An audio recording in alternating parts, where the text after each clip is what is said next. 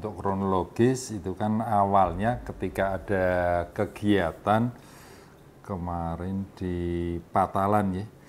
Jadi ada acara penyerahan SK Desa Rintisan Kelurahan Budaya ya, di Kelurahan Patalan yang ini melibatkan cukup banyak orang, kira-kira ada 350 orang yang terlibat di sana.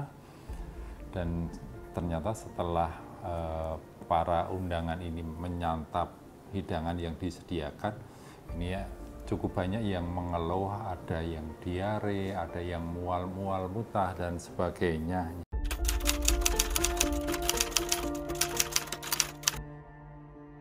Kita lakukan penyelidikan epidemiologi untuk mengecek data-data dari banyaknya undangan, tamu undangan pada acara tersebut yang mengalami gejala-gejala.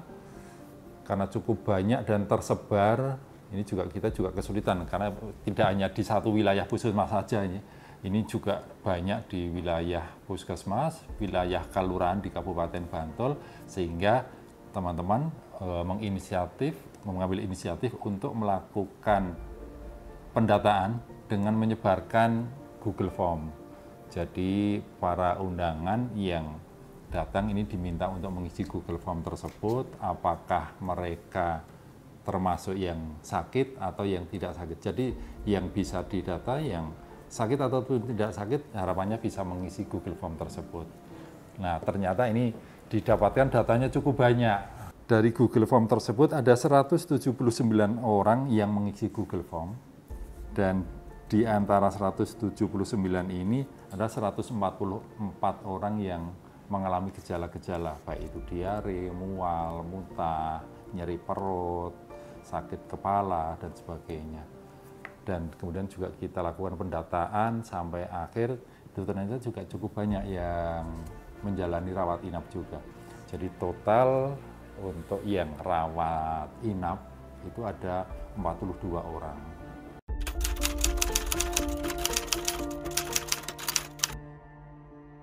Jadi yang diuji yang makanan yang disajikan pada waktu kegiatan tersebut ya. Jadi bukan dimasak ulang kemudian diambil diperiksa lab. Jadi yang sampel-sampel yang ada kemarin itu dilakukan pengujian. Karena pada waktu kita lakukan penggalian informasi, sebagian besar dari korban orang-orang yang sakit ini orang-orang yang makan nasi boxnya. Jadi yang tumpeng dan prasmanan relatif aman, tidak ada keluhan, sehingga kita fokus ke nasi box. Jadi dari hasil uji lab yang sudah keluar, ini memang dari sampel, baik itu sampel muntahan, kemudian sampel yang didapatkan entah itu dari kering tempe, kemudian ada dari ayam bacem, dari nasinya, kemudian ada juga oseng misoon, sambal krecek telur, kemudian juga sosis Solo. Ini memang didapatkan beberapa jenis bakteri. Jadi satu sampel ini bisa terdiri dari beberapa bakteri yang didapatkan di sana. Tapi memang ada beberapa jenis bakteri yang pada setiap sampel ini didapatkan. Jadi contohnya di sini bakteri yang namanya Bacillus cereus.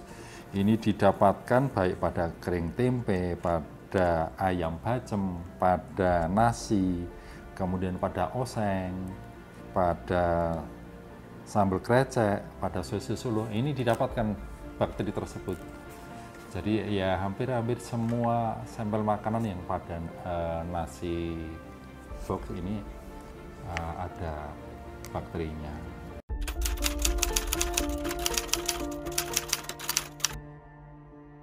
Jadi setelah kita lakukan analisis dari hasil awal bagaimana kejadian ini terjadi, kemudian dari banyaknya korban yang sakit, kemudian juga dari jangka waktu masa inkubasinya yang cukup beragam, ini kita lakukan pengolahan data, kita analisis, dan juga kita sesuaikan dengan hasil pemeriksaan laboratorium. Jadi dari sana kita mengambil kesimpulan, ya, jadi bahwa dari kasus keracunan pangan yang terjadi di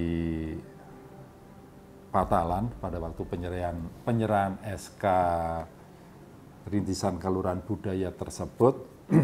Ini yang paling dicurigai sebagai sumber pajanan ini adalah pada nasi box yang terdiri dari beberapa jenis, ya, ada sambal krecek, telur puyuh, ayam bacem, dan juga oseng misoon. Jadi asal dari sumber keracunan pangan itu ada di sana.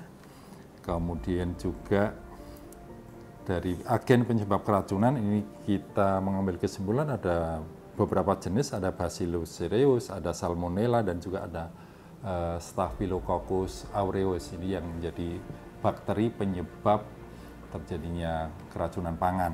Ya. Kemudian juga kita simpulkan salah satu faktor risiko dari terjadinya keracunan makanan tersebut ini adalah pengemasan makanan yang tidak tepat, kemudian juga jeda waktu yang cukup lama antara masakan matang hingga disajikan dan dikonsumsi. Kalau tidak salah itu sampai lebih dari 7 jam, ya, dari mulai dimasak sampai disajikan.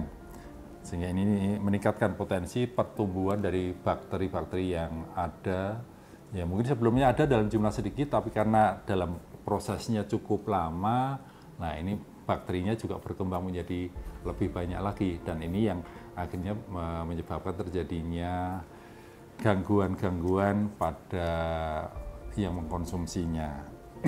Sehingga setelah kita menyimpulkan hal tersebut, ini dari hasil analisis setelah yang dilakukan, ini ada beberapa rekomendasi khususnya untuk penjamah makanan. Jadi penjamah makanan di sini adalah dari pihak produsen pangan yang disajikan.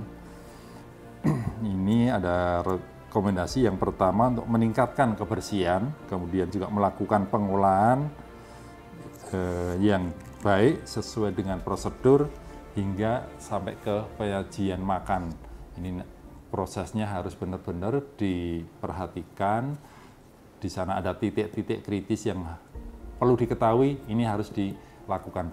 Prosedur keamanan pangannya harus benar-benar dilakukan. Kemudian juga yang kedua, lebih selektif dalam memilih bahan makanan yang akan digunakan. Jangan sampai makanan yang digunakan ini justru ada kontaminan-kontaminan yang terdapat pada bahan tersebut yang akhirnya nanti ketika dikonsumsi akan menyebabkan terjadinya keracunan. Kemudian juga menyimpan dan mengolah makanan yang sesuai standar pengelolaan pangan, khususnya makanan yang sensitif terhadap suhu penyimpanan. Jadi makanan itu kan suhunya harus dalam suhu yang ideal, ya, ketika penyimpanannya. Karena ketika disimpan dalam suhu kamar, ya jangka waktu keamanan dari pangan tersebut relatif akan pendek. Tetapi ketika disimpan dalam suhu yang optimal, mungkin juga akan lebih panjang jangka waktunya.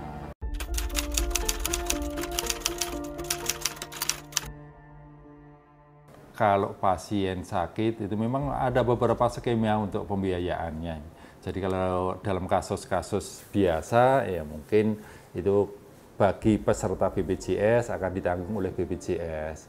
Tapi dalam kasus-kasus yang itu menjadi kasus yang cukup istimewa, kadang-kadang BPJS tidak bisa menjamin. Nah, Kabupaten Bantul dalam hal ini, karena kita juga masih ada anggaran melalui UPTD Jamkesda, kita berusaha agar masyarakat yang menderita karena kasus keracunan ini juga tidak terbebani. Sudah sakit harus mikir bagaimana pembiayaannya ketika mungkin nanti dari BPJS tidak bisa digunakan. Nah, ini kita menggunakan mekanisme dengan Jamkesda. Jadi dibayarkan melalui Jamkesda Kabupaten Bantul. Tapi Jamkesda Kabupaten Bantul pun juga ada syarat dan ketentuan yang berlaku. Jadi memang tidak semuanya bisa dijamin oleh Jamkesda. Jadi misalnya jam kesedah ini hanya berlaku untuk yang dirawat di kelas 3. Kemudian juga melalui alur rujukan yang berlaku. Nah, karena dalam situasi khusus mungkin ada beberapa yang kemarin dirawat tidak di rumah kelas 3 atau yang karena keburu kesakitan mungkin langsung mengakses ke rumah sakit. Nah, untuk yang seperti ini karena di aturan jam sudah tidak bisa, pemerintah Bantul juga tidak tinggal diam, kita juga berupaya untuk bisa membantu masyarakat yang mengalami kasus keracunan yang massal ini. Jadi tetap nanti akan ada pembiayaan dari pemerintah Kabupaten Bantul. Jadi insya Allah nanti dari pemerintah Kabupaten Bantul ini akan menanggung biaya yang dikeluarkan oleh para pasien yang menderita karena kasus keracunan ini. Jadi kita sudah melakukan koordinasi dengan rumah sakit untuk mendata pasien-pasien yang merupakan korban dari kasus keracunan ini. Dan ini sedang dalam proses pendataan sampai nanti untuk masalah berapa besar nominal dari pembiayaannya. Nah, ini yang sedang kita hitung. Ya mudah-mudahan dalam waktu dekat ini bisa selesai dan nanti masyarakat juga tidak terbebani. Jadi baik yang sudah membayar atau mungkin kemarin sementara masih dalam proses di rumah sakit, ini kita proses semuanya. Jadi kalau yang sudah membayar insya Allah nanti juga kita bisa mengganti nanti melalui fasilitas pelayanan kesehatan yang kemarin diakses oleh para pasien ini. Nanti mekanisme nanti seperti itu. Jadi dari pemerintah tidak langsung membayarkan ke pasien, tapi kita lewat mekanisme ke rumah sakitnya.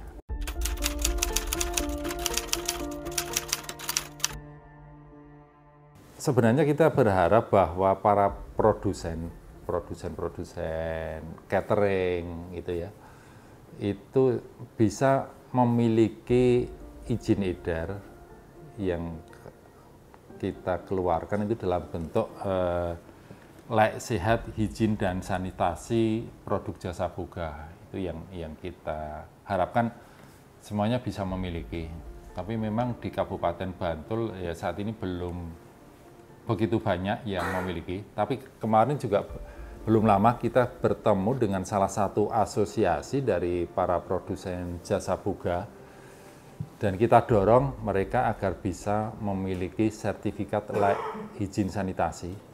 Jadi di sana nanti ada penyuluhan-penyuluhannya, kemudian juga kita menilai dari bangunannya, dari peralatannya, apakah memenuhi persyaratan atau belum.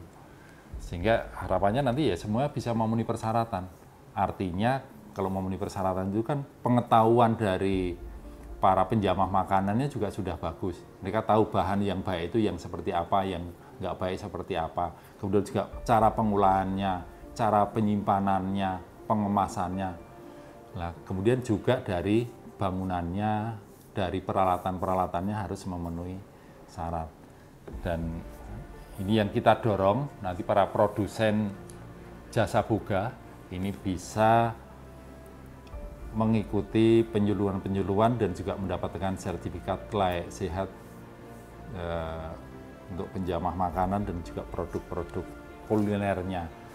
Artinya ya ketika itu sudah bisa dilakukan, produknya bisa terjamin keamanannya. Dan kalau memang nanti sudah banyak yang sudah memiliki sertifikat layak higien sanitasi ini, kami juga berharap nanti para penyelenggara kegiatan baik di tingkat OPD, di tingkat masyarakat, di kelurahan, itu kalau mau pesan ke pihak catering, ya catering yang sudah punya sertifikat layak higien sanitasi ini.